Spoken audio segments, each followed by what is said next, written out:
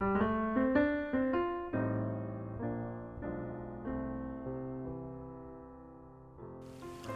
all started in here back in February, maybe March, when we planted all our tiny little seedlings, and this room was full of green for most of the winter. It was a great thing. Of course, after a while, these very large plants wanted out. They wanted to go outside. In the flower bed, we planted borage. We planted the seeds from last year's morning glories and tons of basil all the way down to the corner. We usually plant things in this flower bed that the deer won't eat because there's no protection from them. They won't eat basils. They will eat the daisies when they figure out their hair, but daisies are kind of like a weed anyway. And of course we have hot peppers, which they won't eat, but apparently there's some little bugs that's been eating on them. So we've had to do a little bit of pest control. Here's an absolutely beautiful hollyhock started here. And hopefully they'll take over this entire bed. This one here has kind of got light colored blooms and came from Pat Wheeler's seeds that she gave us. Here we have some more peppers. Here's some backup peppers in flats that really need to get planted soon. More peppers. Some lemon balm for attracting bees, and I planted some black hollyhock seeds over there in the corner.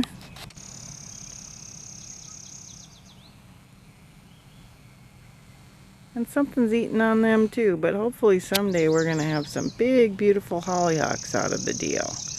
I planted some more seeds here. I see there's a little bit of activity, not much. There's a close-up of that lemon balm that's getting eaten by what we think is grasshoppers. Over here we have a nice little rock garden that the excess basil gets put in. We have some Carl Forster grass in the middle. We have some irises that have yet to bloom. Most of them were killed off in the flood, but we've gotten some replacements from folks and we really appreciate that. The basil once again is planted here because the deer won't eat it. And the bees love it. Which brings us to the major part of the garden out here. Our new hoop house, which we just totally love. We'll see what happens as the days wear on. Rhubarb from a friend of ours, and then we put a little bit of horse manure on it, and it seems to be gloriously going to town. We saved some grass clippings over there for mulching. And I do have some onions growing, but we have a weed problem. Terrible weed problem that we have to work on this year. The flood brought more than sand to our yard. Let's check what's going on inside the hoop house, shall we? We have peppers planted along the outside edges, which we now believe the grasshoppers have been eating. So I ordered some organic grasshopper control after sprinkling them with pyrethrin, which is made from chrysanthemums, but I also heard that it kills lots of other bugs too, so boo-hoo for Sue. Then we have rows and rows of tomatoes.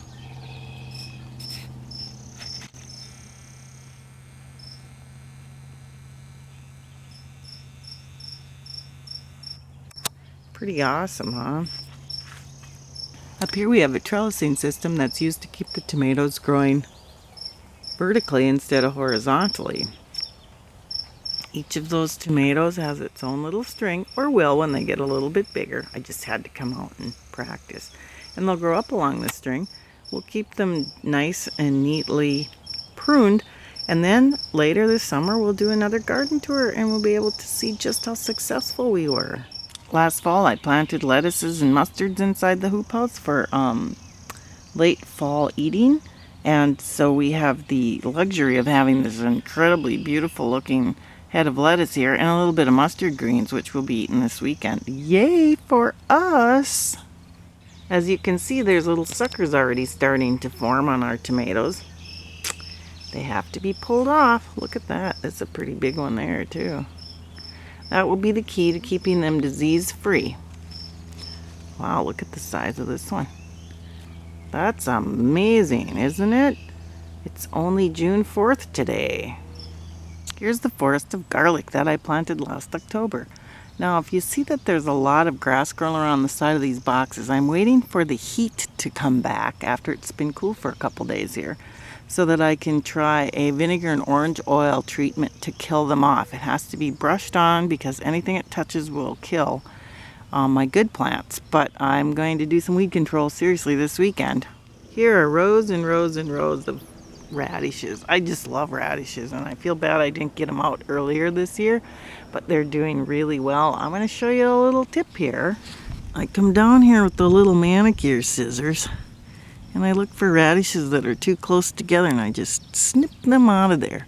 That way you're not disturbing the soil, so that the other radishes get like, sorry, I'll get a little further out here.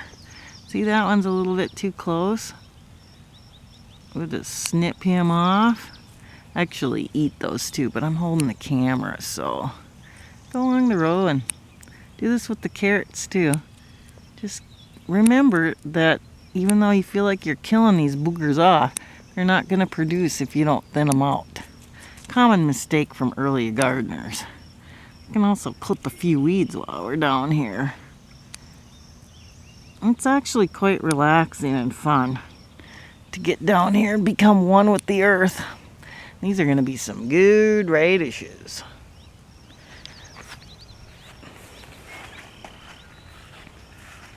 Over here we haven't had such good luck with our mustard greens. We've got them nasty bugs eating on it again.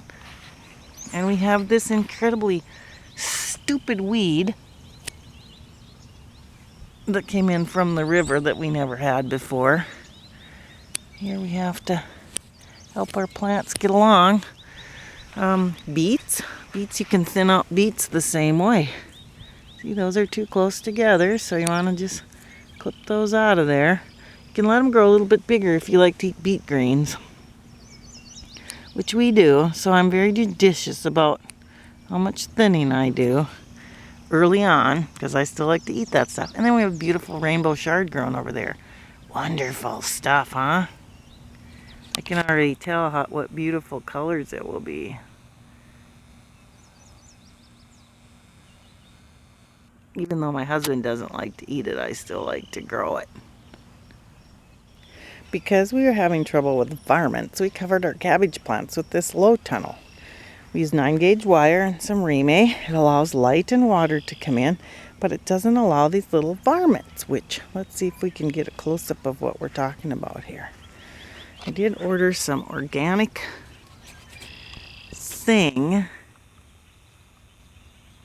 for these buggers to eat, and hopefully they will die. And the rest of the garden has peas and beans and melons that grow from the corner up the fences in the side. Cucumbers, beans, red beans, a couple rogue tomato plants. We irrigate from that ditch out there. Oh, and it's another beautiful morning.